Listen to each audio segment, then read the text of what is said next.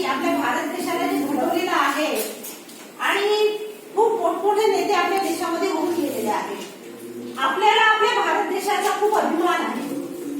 आपल्याला आपल्या भारत देशामध्ये राहायला मिळते याचा गौरव आहे. आपल्याला आपल्या भारत देशाच्या लोकांचं स्मरण करायला पाहिजे ज्यांनी आपल्या देशाला घडवलेलं आहे. अनेक लेखक अनेक कवी ज्यांनी आपल्या भारत देशाची महती गायलेली आहे. का गायलेली आहे, कारण काय, त्यांना का अभिमान आहे, तर त्याच्या मागचे जे कारण आहे ते तुम्हाला माहीत असतीलच. प्रत्येकाला भारतीय असल्याचा अभिमान वाटतो, प्रत्येकाला भारत देशामध्ये जन्म घेतल्याचा अभिमान वाटतो. तर तो अभिमान का, कोण सांगेल, सांग तरी. आपल्या भारताचा आपल्याला का अभिमान वाटतो? कारण की आपल्या भारतामध्ये खूप थोर महान व्यक्ती होऊन गेले, त्यांनी खूप मोलाचे काम केले, असे कोणत्याच देशात झालेले नाही. इंग्रजांनी आपल्यावरती खूप राज्य केलं, आपल्याला गुलामगिरी ठेवलं, पण आपल्या लोकांनी काही करून आपल्या देशाला सोडविलं. म्हणून आपल्या देशामध्ये आपण भारतीयाचा अभिमान. सांगा दीदी. भारतात अनेक थोर पुरुष होऊन गेले आणि आज अखंड भारताची स्थापना झाली. आणि भारतामध्ये अनेक संस्कृती आहेत, परंपरा आहेत. भारत एक असा देश आहे ज्याच्यामध्ये सर्वात जास्त भाषा बोलल्या जातात. आणि भारत असा एक देश आहे ज्यामध्ये सर्व धर्म, जाती, प्रांत मिळून मिसळून राहतात. म्हणून भारत मातेवर प्रत्येक भारत नागरिकाला गर्व आहे. अगदी बरोबर आहे. तर आपल्या भारतामध्ये असे कोण थोर नेते होऊन गेलेले आहेत ते आपण एक छोट्याशा व्हिडिओ मधून बघूया. महात्मा गांधी खूप मोठे महान व्यक्ती होते. महात्मा गांधींनी काय केलं माहितीये, सत्याग्रह, अहिंसा आणि सत्य मार्ग अवलंबला. हे तीन त्यांचे तत्व होते आणि ते तत्व तुम्हाला कदाचित माहीत असतीलच. तसंच त्यांनी भारताचे जे स्वातंत्र्य आहे त्याच्यावर त्यांचं योगदानही त्यांनी दिलं. अशा प्रकारचे खूप महान व्यक्ती म्हणून संबोधले जातात. त्यानंतरचे महान व्यक्ती म्हणजे लोकमान्य टिळक, बाळ गंगाधर टिळक. ते जहाल मतवादी होते, म्हणजे जहाल मत त्यांनी अवलंबलेलं आणि त्यांनी तुरुंगात ग्रंथ लिहिलेलं. तुरुंगात कोणता माहिती, गीता रहस्य, कदाचित माहित असेल तुम्हाला. गीता रहस्य ग्रंथ हा त्यांनी तुरुंगात लिहिलेला आणि ते खूप महान होते. ते आपल्या रत्नागिरी चिखली जे गाव आहे ना, रत्नागिरीला घेतले होते. त्यानंतर म्हणजे विनायक दामोदर सावरकर. वा, विनायक दामोदर सावरकर म्हणजे स्वातंत्र्य सावरकर. माझे तर आवडते विनायक दामोदर सावरकर. सगळ्या महान व्यक्तींमध्ये माझे आवडते हे सावरकर. कदाचित तुमचेही कोणते असतील त्यातले. तर त्यांनी काय केलं, संडासाच्या पाईपातून ते बाहेर पडले होते. त्यांना जहाजांनी अडकवले होते, ब्रिटिशांनी अडकवले होते, ते जहाजात होते. तर जहाजाचा जो संडासाचा पाईप होता त्यातून ते बाहेर पडले. तसंच त्यांना स्वातंत्र्यवीर असे संबोधलं होतं आणि त्यांनी 1857चा जो स्वातंत्र्य लढा झाला त्याला त्यांनी स्वातंत्र्य समर असं नावही दिलं होतं आणि त्यावर त्यांनी पुस्तकही लिहिलं होतं, स्वातंत्र्य समर. त्यानंतर म्हणजे आपल्या भारताच्या महान व्यक्ती म्हणजे सावित्रीबाई फुले. सावित्रीबाई फुले खूप महान होत्या. त्यांनी स्त्री शिक्षणात महान कार्य केलं. तसंच त्यांनी अस्पृश्यता, भेदभावांना खूप विरोध केला. स्त्री शिक्षणात तर तुम्ही ते पहिल्या शिक्षिका होत्या, पहिल्या शिक्षिका त्या होत्या स्त्री शिक्षण अभियानाच्या. त्यानंतर त्यांचेच पती महात्मा फुले सुद्धा महान होते. त्यांनी तर पहिली स्त्री शिक्षण शाळा चालू केली पुण्यात. म्हणून तर आता पुण्याला विद्येचं माहेर म्हणतात ते महात्मा फुले आणि सावित्रीबाई फुले यांनी. तसंच त्यांनी विविध प्रकारचे ग्रंथ लिहिले. शेतकऱ्यांचा आसूड, ब्राह्मणांचे कसब इत्यादी ग्रंथ लिहिले त्यांनी. त्यानंतर ते गोपालकृष्ण गोखले यांनी महात्मा गांधींना प्रेरणाही दिली होती. महात्मा गांधींना हे आवडायचे. तसंच लोकमान्य टिळकांनी पण यांच्याकडून प्रेरणा दिली होती. त्यांनी भारत समाज संस्थेची स्थापना केली होती गोपालकृष्ण गोखले यांनी. तसंच धर्म, जाती, भेदभावाला त्यांनी विरोध सुद्धा केला होता. त्यानंतर डॉक्टर बाबासाहेब आंबेडकर. हो, सर्वांना माहिती आहे भीमराव आंबेडकर, डॉक्टर बाबासाहेब आंबेडकर खूप महान व्यक्ती.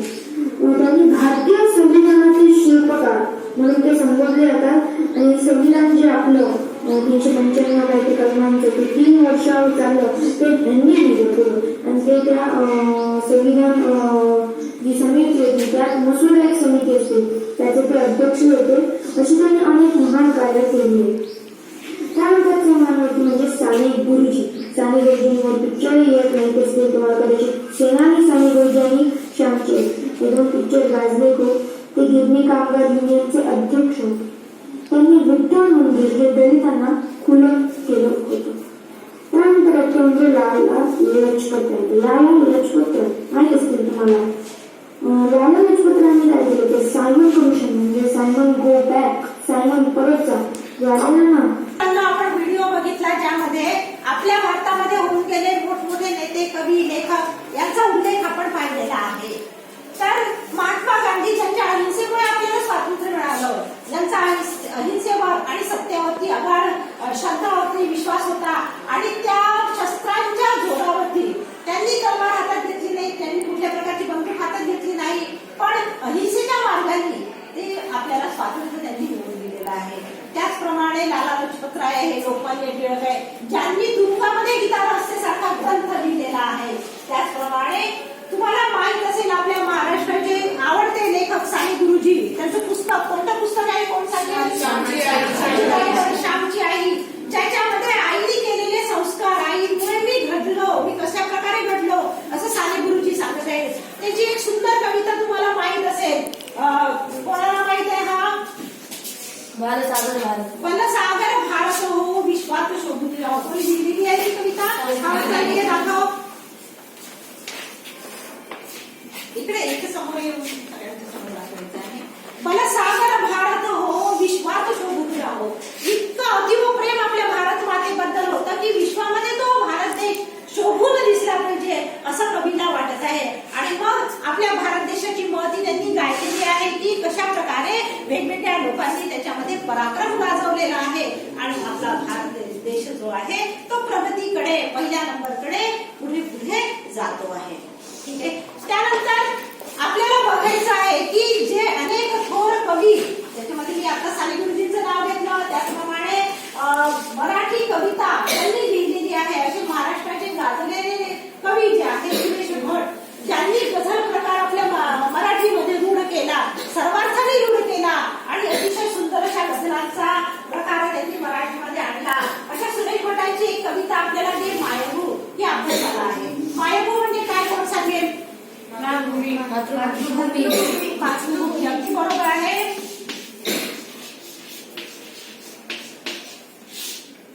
तर मायभू हे मायभू बद्दल कवी काय सांगत आहेत आपल्याला कवितेमध्ये हे आपल्याला पाहायचं आहे. ती कविता गाताना ती जी कवीने बोललेली आहे, कविता लिहिलेली आहे, कविता त्या कवितेचा अर्थ अतिशय, ज्याला आपण म्हणू अतिशय गूढ अर्थ त्याच्यामध्ये आहे, अतिशय फार मोठा अर्थ त्याच्यामध्ये दडलेला आहे की कवीला आपल्या मातृभूमीचं पान फेडायचं आहे. ज्याप्रमाणे तुम्हाला माहित असेल जेव्हा आपण जन्म घेतो, आईच्या पोटामध्ये 9 महिने राहतो, तर ते मातृऋण जी आई आपल्याला घडवते, हाताला धरून चालायला शिकवते, त्याचप्रमाणे जे पिता बाबा कष्ट करून आपल्याला शिक्षण देतो, आपल्या सगळ्या गरजा पूर्ण करतो आणि आपण पायावर कसं चांगल्या प्रकारे उभं राहू याच्याकडे लक्ष देतो, ते मातृऋण, पितृऋण, गुरुऋण, त्याचप्रमाणे आपल्या मातृभूमीचं ऋण, ज्या भारत मातेवर आपण जन्म घेतलेला आहे त्या मातृभूमीचं ऋण सुद्धा आपण देणं लागत असतो, ते सुद्धा आपल्याला फेडायचं असतं. मग ते कसं फेडायचं आहे कवीला? तर कवीने अतिशय सुंदर शब्दामध्ये ती कविता आधी आहे आपल्यासमोर सांगितलेली आहे, आपल्यासमोर सादर केलेली आहे आणि ती तुमच्या अभ्यासक्रमामध्ये समाविष्ट केलेली आहे. पहिल्यांदा आपण सुरेश भटांचा परिचय बघूया.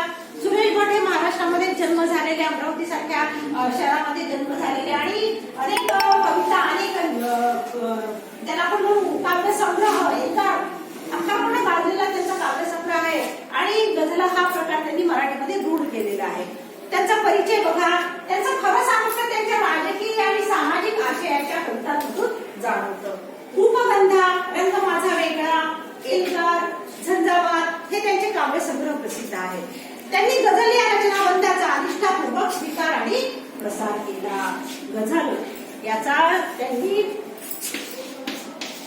हा एक काव्य प्रकार मराठी भाषेमध्ये त्यांनी रूढ केलेला आहे. त्यांच्यामुळे गझल हा प्रकार मराठीत अत्यंत लोकप्रिय झाला. काफला या संपादित संग्रहात त्यांच्या काही निवडक गझलांचा समावेश आहे.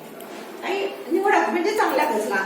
मातृभूमी आपणाला वाढवते. आता कवितेमध्ये नेमकं काय सांगितलेलं आहे? ही जी मातृभूमी आहे, ही भारत माता आहे, अतिशय सुंदर सर्व सौंदर्य लाभलेली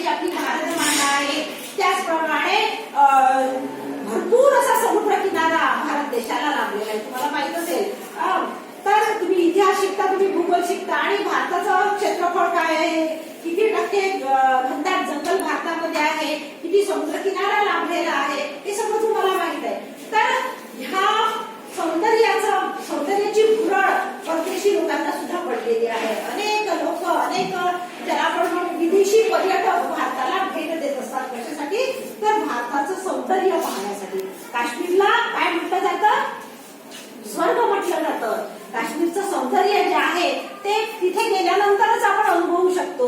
त्याचप्रमाणे कोकणाचं सौंदर्य, प्रत्येक प्रांताला त्याचं स्वतःचं असं वेगळं व्यक्तिमत्व, ज्याला आपण म्हणू स्वतःचं असं वेगळं वैशिष्ट्य आहे. कुठलाही प्रांत तुम्ही पहा, कुठलेही राज्य पहा, त्याचं एक वेगळं सौंदर्य आहे. त्यांची वेगळी भाषा आहे, त्यांच्या वेगळ्या बोलीभाषा आहे, त्यांचे वेगळे पेहराव आहेत. आणि ह्या अनेक संस्कृतीमध्ये एक संस्कृती अशी ही भारताची संस्कृती आहे. आणि म्हणून आपल्याला सगळ्यांना आपल्या भारत मातेवरती गर्व असला पाहिजे, गर्व असायलाच हवा. आणि म्हणून आपल्याला कवी काय सांगत आहे की मातृभूमी आपल्याला वाढवते, सर्वांगाने घडवते. सर्वांगाने. तुम्हाला माहिती आहे, तुम्ही नवोदयमध्ये आलेले आहे, तुम्हाला तुमचा व्यक्तिमत्व विकास कसा होईल याकडे इथे लक्ष दिलं जातं. तुम्हाला स्टेजवरती तुम्हाला बोलण्याची संधी दिली जाते. रोज आपली मॉर्निंग असेंब्ली असते ना, सकाळची आपली प्रातःकालीन सभा असते. त्यामध्ये मुलं आपला सुविचार सांगतात, आपली प्रतिज्ञा सांगतात, बातम्या सांगतात. हे कशासाठी? तर हा उद्देश तर आहेच की बातम्यांमध्ये की तुम्हाला रोजच्या घडामोडींचं ज्ञान व्हावं, सुविचार वेगवेगळ्या मोठ्या लोकांचे सुविचार तुम्हाला माहीत व्हावेत. त्याचप्रमाणे आपली जी प्रतिज्ञा आहे, मग ती मराठी असो, हिंदी असो किंवा इंग्रजी असो, ती सगळ्यांना आली पाहिजे. त्यामध्ये काय होतं की जेव्हा तुम्ही मंचावरती जाता तेव्हा लोकांसमोर बोलण्याचं एक धाडस तुमच्यामध्ये येतं, एक आत्मविश्वास तुमच्यामध्ये वाढतो आणि सर्वांगाने तुमचं व्यक्तिमत्व जे आहे ते फुलत जातं, बहरत जातं. आणि म्हणून वेगवेगळे कार्यक्रम आपल्या विद्यालयामध्ये आयोजित केले जातात, ज्याच्यामध्ये तुम्हाला भाग घेण्यासाठी वारंवार प्रोत्साहित केले जातं. अनेक विद्यार्थी या शाळांमधून घडलेले जे आहेत आज मोठमोठ्या पदांवरती कार्यरत आहेत, मोठमोठे चांगल्या प्रकारे भाषण देणारे झालेले आहेत. 6वी मध्ये मुलगी कशा प्रकारे बोलते तुम्ही बघितलं की किती कॉन्फिडन्स, किती आत्मविश्वास आहे त्या मुलीला. एक शब्द सुद्धा इकडचा तिकडे नाही आणि कशा प्रकारे ती आपलं भाषण देते आहे. तर ह्या सगळ्या गोष्टी याच्यासाठी तुम्हाला हे नवोदयचा मंच तुम्हाला मिळालेला आहे, हे वातावरण मिळालेलं आहे. याचा फायदा जो करून घेणार नाही तो करंटा म्हणावा लागेल, दुर्दैवी म्हणावा लागेल. हे आपलं व्यक्तिमत्व विकासासाठी या सगळ्या गोष्टी आवश्यक असतात. सकाळी 5 वाजता 5:30 वाजता उठून मॉर्निंग पीटीसाठी, सकाळच्या पीटीसाठी आपल्याला ग्राउंडवरती धावावं लागतं. वेगवेगळ्या प्रकारच्या योगा आणि हे करावं लागतं ना. आज व्यायाम आपण करतो, याच्यामुळे काय होतं की तुमचं शरीर तंदुरुस्त राहतं, तुमच्या शरीराला व्यायाम मिळतो. कारण काय, मग आपण 3 वाजेपर्यंत वर्गामध्ये बसलेलो असतो, आपल्या शरीराला हालचाल नसते.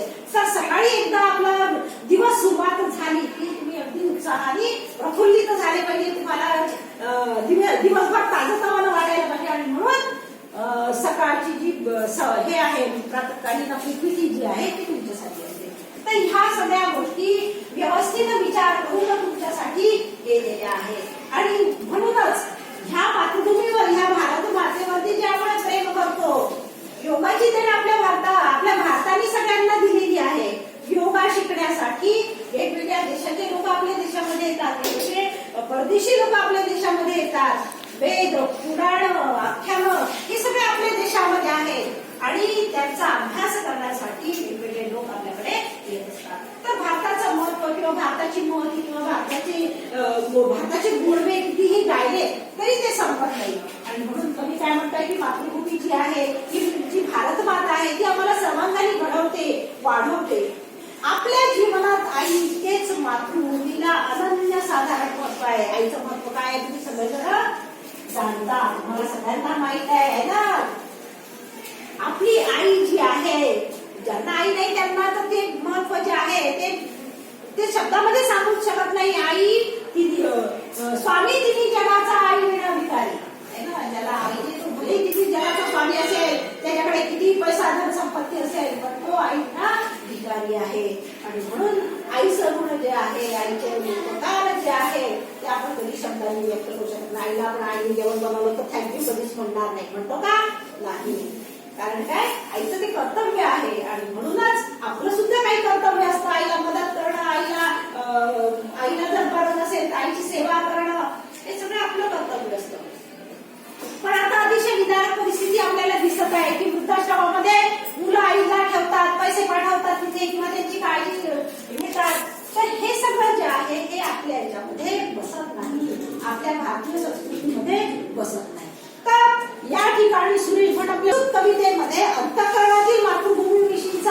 आदर.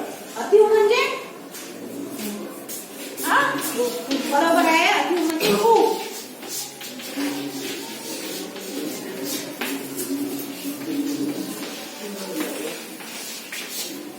खूप जास्त अत्यंत आदर कवीच्या मनामध्ये आहे आणि तो आदर अतिशय गौरवपूर्ण रीतीने कवीने याच्यामध्ये व्यक्त केलेला आहे. आता काव्य काय कोण कविता म्हणेल? गौरी. गे मायेने तुझे मी फेडीन पांग सारे आणि ना आरतीला हे सूर्यचंद्र तारे. आई तुझे पुढे मी आहे अजून तान्हा शब्दात सोड माझ्या आता हळूच पाना.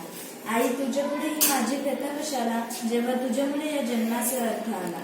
मी पायधूळ घेतो जेव्हा तुझी जराशी माझी ललाट रेषा बनते प्रागुताशी. आई तुझी अशी मी गाईन रोज गाणी माझी तुझ्या दुधाने गेली भिजून वाणी. कविता आज आपल्याला बघायची आहे. सुमित आपल्यासोबत सादर करतोय. सुमित समोर ये.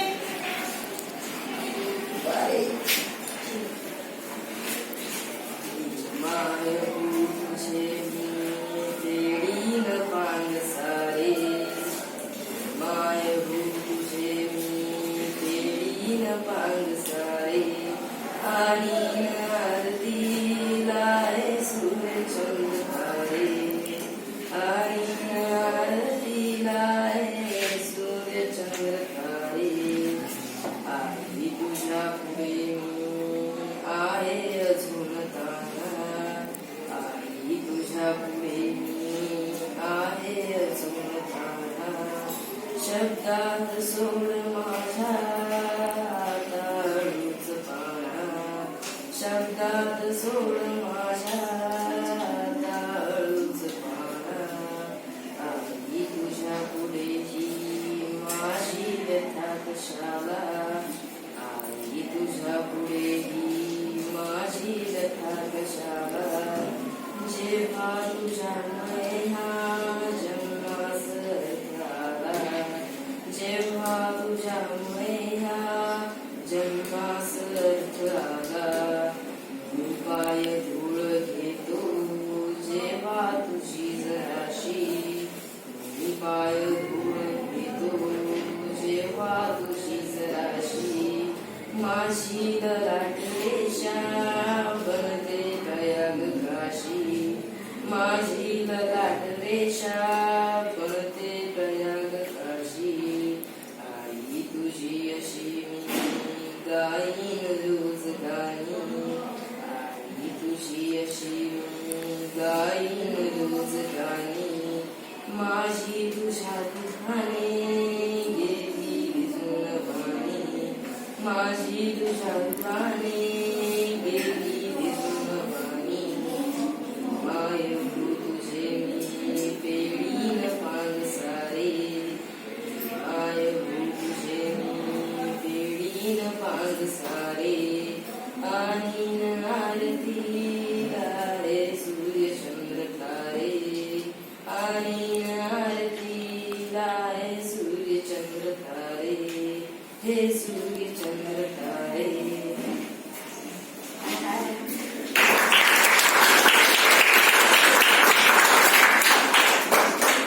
अतिशय सुंदर सुमितनी छान प्रकारे कविता आपल्याला म्हणून दाखवली आहे.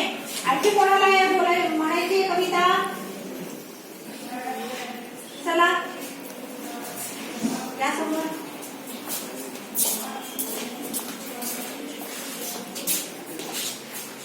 गे माये तुझे मी फेरी पानसारे. गे माये तुझे मी फेरी पानसारे. आणि आरतीला हे सूर्यचंद्र तारे. आणि आरतीला हे सूर्यचंद्र तारे. आई तुझ्या पुढे मी आहे अजून ताना. आई तुझ्या पुढे मी आहे अजून ताना. शब्दात सोड माझ्या ताळूच पाना. हो शब्दात सोड माझ्या ताळूच पाना. आई तुझ्या पुढेही माझी व्यथा कशाला. आई तुझ्या पुढेही माझी व्यथा कशाला. जेव्हा तुझ्यामुळे या जन्मास अर्थ आला. हो जेव्हा तुझ्यामुळे या जन्मास अर्थ आला.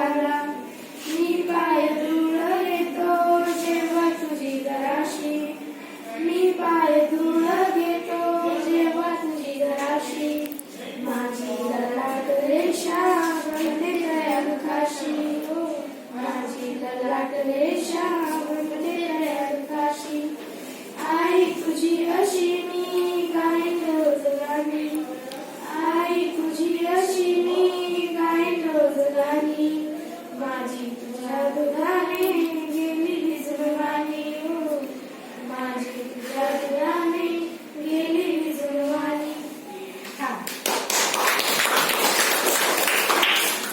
अशा प्रकारे मुलांनी आणि मुलींनी तुमच्यासमोर कविता सादर केलेली आहे. आता मी सांगते, माझ्या मागे तुम्हाला म्हणायचे आहे, थोडासा जोश आणि उत्साह तुमच्यामध्ये असला पाहिजे.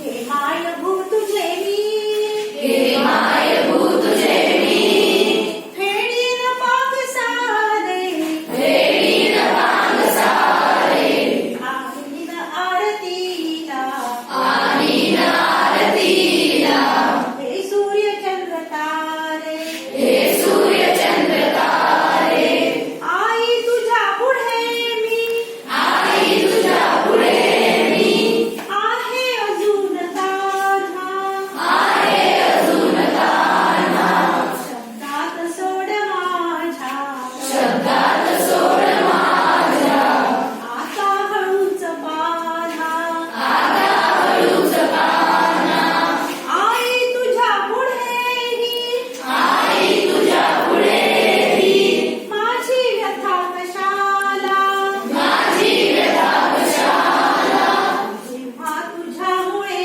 या जेव्हा तुझ्यामुळे या जन्मास अर्थ आला, जन्मास अर्थ आला, मी पाय धूळ घेतो, मी पाय धूळ घेतो, जेव्हा तुझी जराशी, जेव्हा तुझी जराशी, माझी ललाट रेषा, माझी ललाट रेषा, बनते प्रयाग काशी, बनते प्रयाग काशी, आई तुझी अशी मी, आई तुझी अशी मी, गाईल रोज गाणी, गाईन रोज गाणी, माझी तुझ्या दुधाने, माझी तुझ्या दुधाने, गेली भिजून वाणी, गेली भिजून वाणी, हे माय भू तुझे मी, हे माय भू तुझे मी, खेडीन पांग सारे, फेडीन पांग सारे, आणीन आरतीला, आईन आरतीला, हे सूर्य चंद्र तारे. हे सूर्य चंद्र तारे. तर अशी ही ये मायेभू ही कविता आज आपल्याला अभ्यासाची आहे. लक्षात द्या, ये मायेभू तुझे मी फेडीन पांग सारे. पांग फेडणे म्हणजे काय, कोण सांगेल? हा, पांग फेडणे म्हणजे उद्गार फेडणे.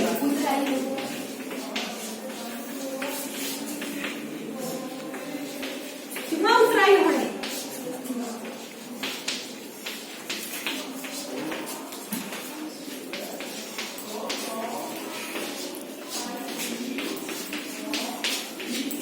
तर या ठिकाणी कवी म्हणतो आहे की हे मातृभूमी, मला तुझे पांग फेडायचे, की फेडीन पांग सारे, सगळे पांग मला फेडायचे आहे. आणि कसे, आणीन आरतीला हे सूर्य चंद्र तारे, आकाशात असणारे सूर्य चंद्र तारे हे माझ्या आरतीमध्ये ठेवून मी तुझी आरती करणार आहे आणि तुझे पांग फेडण्याचा मी प्रयत्न करणार आहे. हे शब्दशः आपल्याला घ्यायचं आहे का? नाही.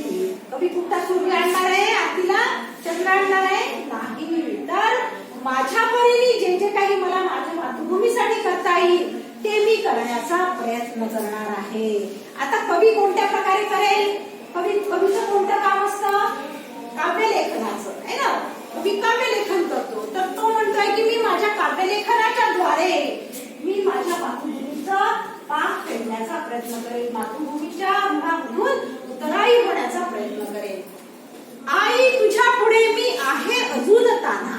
तान्हा म्हणजे छोटा आहे ना, तान्हा बाळ आपण म्हणतो, छोटंसं बाळ जे असतं. तर मी अजून तान्हा आहे. आपल्या आई पुढे आपण कितीही मोठं झालं तरी आईला आपण लहानच वाटत असतो आहे ना.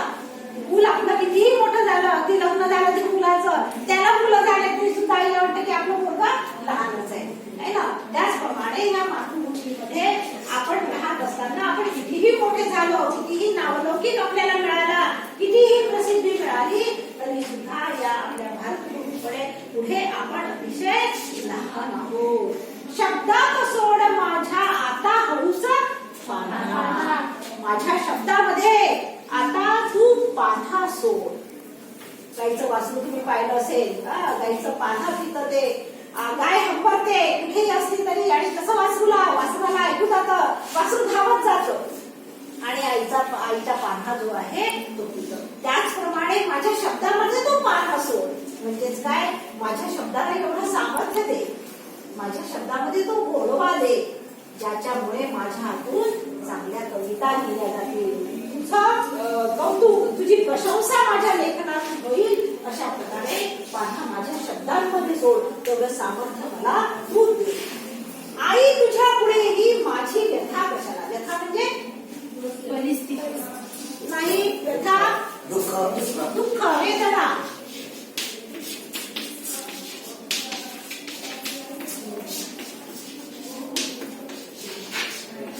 व्यथा म्हणजे वेदना किंवा दुःख. तर तुझ्या पुढे मी माझी व्यथा कशाला सांगू, माझी वेदना मी तुला कशाला सांगू. कारण काय, तर तुझ्यामुळे माझ्या जन्माला अर्थ आलेला आहे, अर्थ प्राप्त झालेला आहे. मी भारतीय आहे. तुम्हाला माहित असेल युक्रेन आणि रशियाचं युद्ध सुरू आहे ना. अनेक भारतीय मुलं तिथे अडकलेले आहेत आणि त्या मुलांना तिथे गेल्यानंतर शिक्षणासाठी तर गेले, पण जेव्हा ते अडकले, युद्ध सुरू झालेलं आहे, येण्यासाठी काही त्यांना समोर मार्ग दिसत नाहीये, तेव्हा त्यांना आता भारताची आठवण येते. ते म्हणतात की आमचा भारत देश महान आहे, आमच्या भारतामध्ये अशा प्रकारचं वातावरण कधीच येणार नाही, इतकी शांतता आमच्या देशामध्ये आहे, इतकं सगळेजण मिळून मिसळून जुन्या गोविंदानी एकत्र राहतात. समता, एकता, बंधुता आपल्या संविधानाने आपल्याला दिलेलं आहे. ते कलम म्हणजे सांगितलेलं आहे की सगळ्यांनी आपल्या देशामध्ये, तुम्हाला माहित आहे, हिंदू, मुसलमान, शीख, ईसाई, वेगवेगळ्या जाती धर्माचे लोक, वेगवेगळ्या पंथाचे लोक एकत्र राहतात.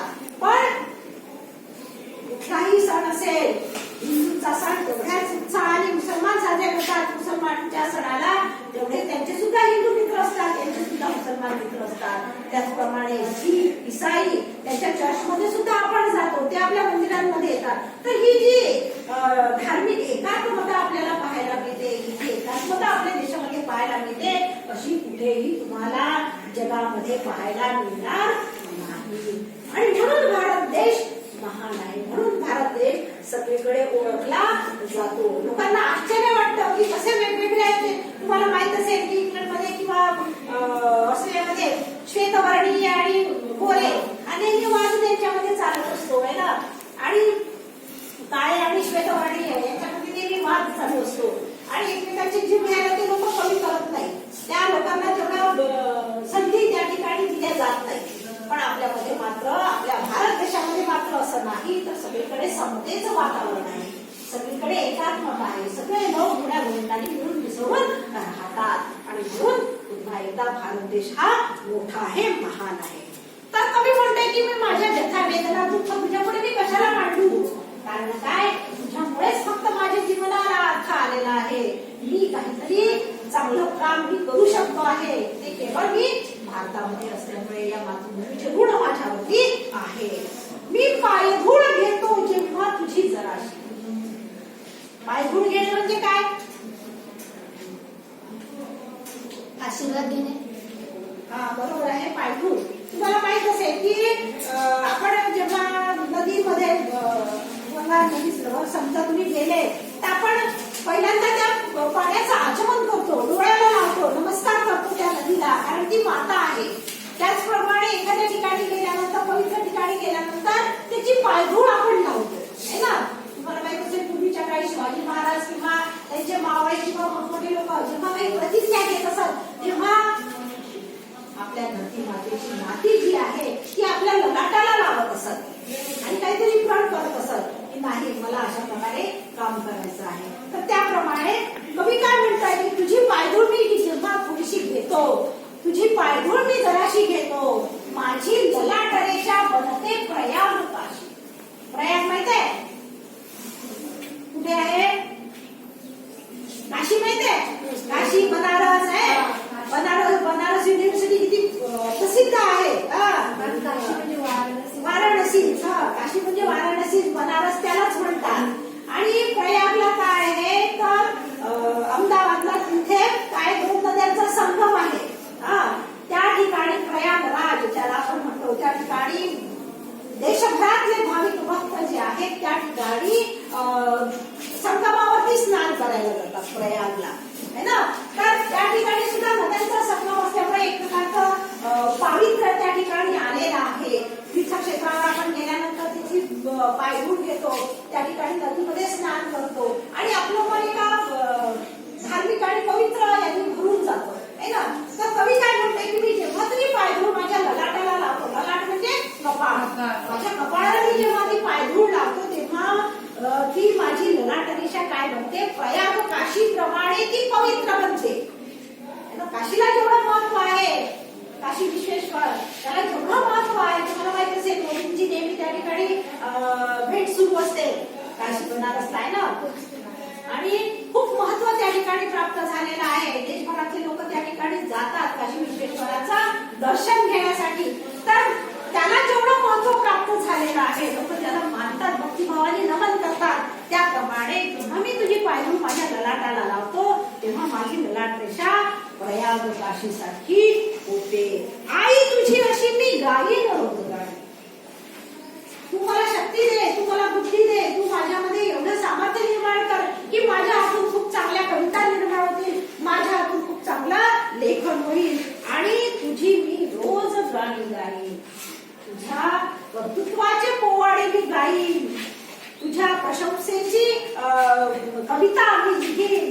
काय म्हणताय कवी, आई तुझी अशी मी गाईन रोज गाणी, मी रोज तुझी गाणी गाईन, माझी तुझ्या दुधाने गेली या भारत मातेवर राहून, इथलच पवित्र नद्यांचं पाणी पिऊन, इथलच अन्नधान्य खाऊन माझ्या हातून अशा प्रकारचं कार्य होईल. कारण काय, माझी वाणी जी आहे, वाणी माहिती आहे, वाणी म्हणजे आपलं बोलणं, आपली भाषा, ही माझी वाणी काय तुझ्या दुधाने भिजून घेतलेली आहे. आणि म्हणून माझ्या हातून चांगलं काम जे आहे ते होत आहे, माझ्या हातून चांगल्या कविता निर्माण होत आहेत, माझ्या हातून चांगलं लेखनाचं कार्य होत आहे. आणि कवी पुन्हा पुन्हा वारंवार आपल्या मातृभूमीप्रती प्रेम व्यक्त करतो आहे, आदर व्यक्त करतो आहे आणि त्या भारत मातेच्या प्रती आपलं काहीतरी ऋण लागतं आहे, काहीतरी आपण भारत मातेचं देणं लागतो आहे.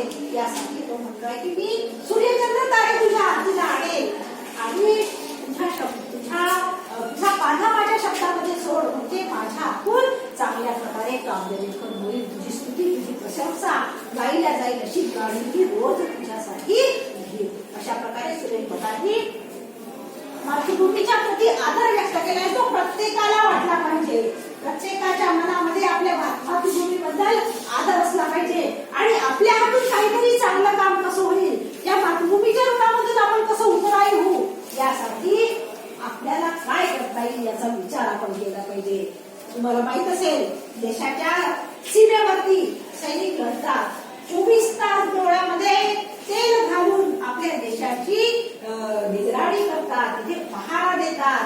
केव्हा आपला जीव जाईल हे त्यांना माहित नसतं, केव्हा शत्रूचे बॉम्ब गोळी येऊन पडतील, केव्हा पिस्तूलची गोळी लागेल आणि केव्हा आपला जीव जाईल हे त्यांना माहित नसतं. तरी सुद्धा 24 तास डोळ्यामध्ये तेल घालून ते आपल्या देशाचं संरक्षण करत असतात आणि म्हणून आपण आनंदाने या ठिकाणी राहू शकतो, आनंदाने आपले सगळे काम करू शकतो. आपल्याला काही त्याची चिंता नसते की आपल्या देशावर कोणी आक्रमण करत आहे का, युद्ध सुरू आहे का, आपल्याला काही त्याच्याशी देणं घेणं नसतं. कारण काय, त्याची झळ आपल्याला पोहोचत नाही, ते आहेत सीमेवरती म्हणून आपल्याला त्याची झळ पोहोचत नाही. पण आपण आपल्या परीने काय करू शकतो, आपल्या देशासाठी आपलं काय कर्तव्य आहे याचा आपण विचार केला पाहिजे, याचा आपण विचार केला पाहिजे तुम्ही. आणि त्या दृष्टीने जे तुमचं कर्तव्य आहे ते चांगल्या प्रकारे पार पाडा. तुम्ही विद्यार्थी आहात, विद्यार्थ्यांचं कर्तव्य कोणतं असतं, अभ्यास करण्याचं. अगदी बरोबर. तर अभ्यास आपण व्यवस्थित नीट केला पाहिजे. आपल्या आई वडिलांना कशामुळे चांगलं वाटेल, आपलं नाव गाजवल्याने, आपण नाव आपलं चमकल्याने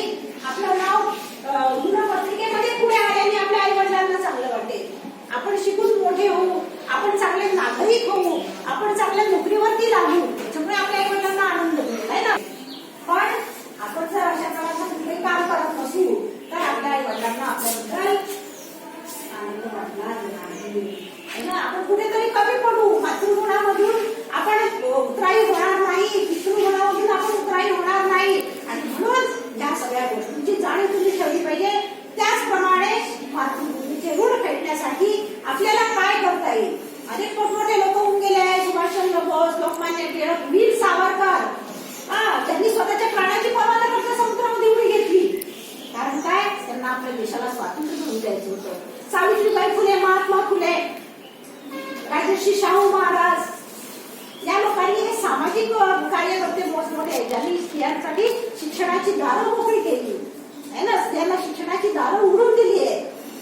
आणि त्याच्यामुळे आज मुली सगळ्या शिक्षण घेत आहेत. तर असे अनेक मोठमोठे लोक आपल्या देशामध्ये होऊन गेले. मोठमोठे खेळाडू आहेत, सचिन तेंडुलकर आहे ना, विराट कोहली, त्याच्यानंतर मग पदुकोण, बॅडमिंटनपटू, वेगवेगळे मोठमोठे खेळाडू आहेत. भीमसेन जोशी, गायक, लता मंगेशकर, ज्यांचं नुकतंच निधन झालेलं आहे. तर असे मोठमोठ्या लोकांची परंपरा आपल्या देशाला लाभलेली आहे. अनेक संत महात्मे आपल्या देशामध्ये होऊन गेले. संत ज्ञानेश्वर, संत तुकाराम आहे ना.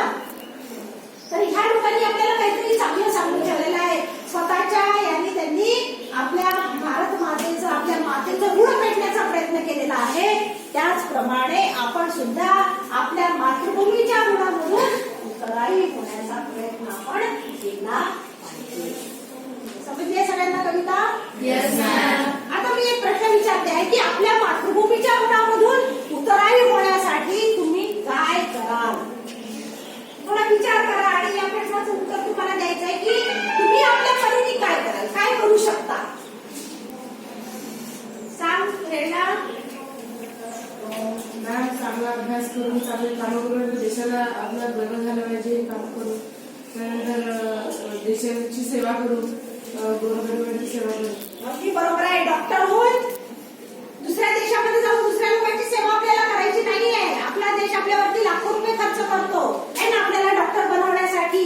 तेव्हा डॉक्टर बनवून खेड्यापाड्यांमध्ये, आदिवासी लोकांमध्ये जिथे स्वास्थ्याच्या सुविधा पोहोचलेल्या नाही आहे अशा ठिकाणी जाऊन त्यांची सेवा करणं ही खरी देशाची सेवा आहे ना. आणखी कोण सांगते, सांग तू. कशा प्रकारे मातृगुणातून उतराई होशील, देशाची सेवा कशी करशील. अगदी बरोबर. फार महत्वाचं सांगितलं, स्वच्छता. इथूनच आपल्यापासून सुरुवात करा आहे ना. की मी प्लॅस्टिकच्या पिशव्या वापरणार नाही, मी कागदी पिशव्या वापरेन, मी कपड्याच्या पिशव्या वापरेन. ज्या प्लॅस्टिकमुळे सगळी भूमी बंजर होऊन राहिली आहे, सगळे नुसतं दुष्परिणामच त्या प्लॅस्टिकचे आहे.